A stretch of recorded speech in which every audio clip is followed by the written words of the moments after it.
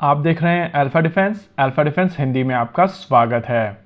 आमतौर पर हमारी टीम की तरफ से जब भी वीडियोस बनाए जाते हैं या आर्टिकल्स लिखे जाते हैं तो कोशिश होती है टेक्निकल साइड में रहा जाए। हालांकि आज का ये वीडियो काफी डिफरेंट है और आमतौर पर हम लोग इस तरीके के वीडियोस नहीं बनाते, लेकिन ये डेवलपमेंट इतना बड़ा है और भारत में मीडिया की तरफ से इसको केवल हेडलाइंस तक सीमित कर दिया गया है। इस वजह से जरूरी हो जाता है कि इसके बारे में डिटेल में बात की जाए। आमतौर पर हम लोग ये चीज कभी आपको नहीं कहते हैं कि वीडियो को शेयर कीजिए या किसी को इसके बारे में बताइए, लेकिन इस वीडियो के बारे में आप अपने फ्रेंड्स के साथ में इन्फॉर्मेशन जरूर शेयर कीजिए। हालांकि नर्ड्स के फ्रेंड्स कम होते हैं लेकिन क्वालिटी होता है। आज दोपहर में लगभग 2:45 को गृह मंत्री अमित शाह की तरफ से एक ट्वीट किया गया था और अगर आप इस ट्वीट को देखेंगे तो आपको समझ में आएगा कि कितना बड़ा डेवलपमेंट है। समझिए इस चीज को। देश में एक नेटवर्क था जिसको आईएसआई चला रही थी। जी हाँ, पाकिस्तान की खुफिया एजेंसी आईएसआई भारत में एक नेटवर्क चला रही थी जिस मॉड्यूल में लगभग 200 आतंकवादी भारत के अंदर मौजूद थे।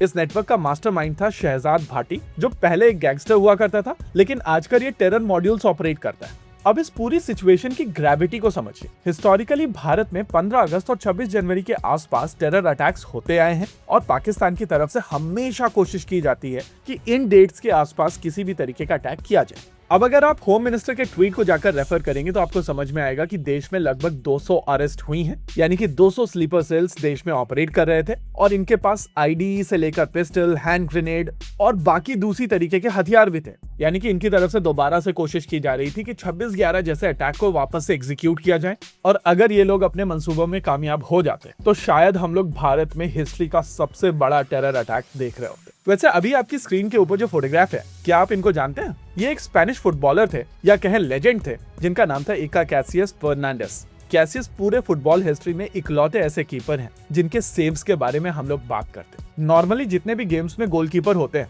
वहां पर हम लोग उनके सेव्स के बारे में कम और कंसीड किए गए गोल्स के बारे में ज्यादा बात करते हैं। सिक्योरिटी एजेंसीज की लाइफ भी एग्जैक्टली वैसी ही है। कोई बात नहीं करता है कि आपने कितने अटैक्स बचाए हैं, सब बात करते हैं कि आपके टेन्योर में कितने अटैक्स हुए।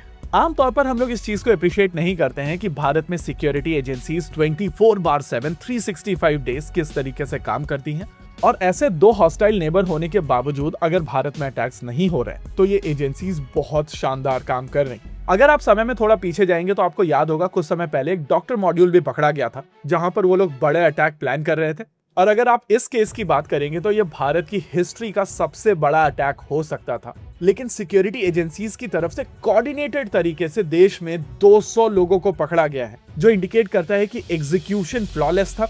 और जिस सटल तरीके से गृह मंत्री की तरफ से केवल ट्वीट किया गया और चीजों को वहीं पे छोड़ दिया गया, वो दिखाता है कि भारत आगे आने वाली चुनौतियों के लिए भी तैयार है। अब यहाँ पर दो क्वेश्चंस के ऊपर बात और हो रही है जिसके बारे में यहाँ पर बात करना जरूरी है। कुछ लोगों की तरफ से कहा जा रहा है कि यहाँ पर ऑपरेशन सिंदूर को दोबारा शुरू करने की आवश्यकता है और आई एम श्योर अगर पाकिस्तान की तरफ से अपने टेररिस्ट को फॉरवर्ड डिप्लॉय किया जाता है या ये आतंकवादी कहीं पर कॉन्सेंट्रेट होते हैं तो नेचुरली इस तरीके का अटैक किया जा सकता है। हालांकि इस पूरे केस में आतंकवादी भारत में छुपे हुए थे और ये स्लीपर सेल्स की तरीके से भारत में ऑपरेट कर रहे थे। ऐसे में अगर परेशानी भारत में ही है तो ऑपरेशन सिंदूर की जगह पर ऑपरेशन ऑल आउट चलाने की आवश्यकता है। और अगर इतने कोऑर्डिनेटेड तरीके से देश में 200 अरेस्ट हुई हैं और 80 से ज्यादा एफआईआर की गई हैं, तो ये इंडिकेट करता है कि भारत की तरफ से ये चीज ऑलरेडी की जा रही है। अगर 80 अलग अलग जगहों पर 200 से ज्यादा लोग थे जिनको अरेस्ट किया जाना था, तो ये सारी चीजें एक साथ की जानी थी और कोऑर्डिनेटेड तरीके से ही की जानी थी, क्योंकि अगर आप एक को भी मिस करते तो ये 200 से ज्यादा अरेस्ट नहीं हो पाती।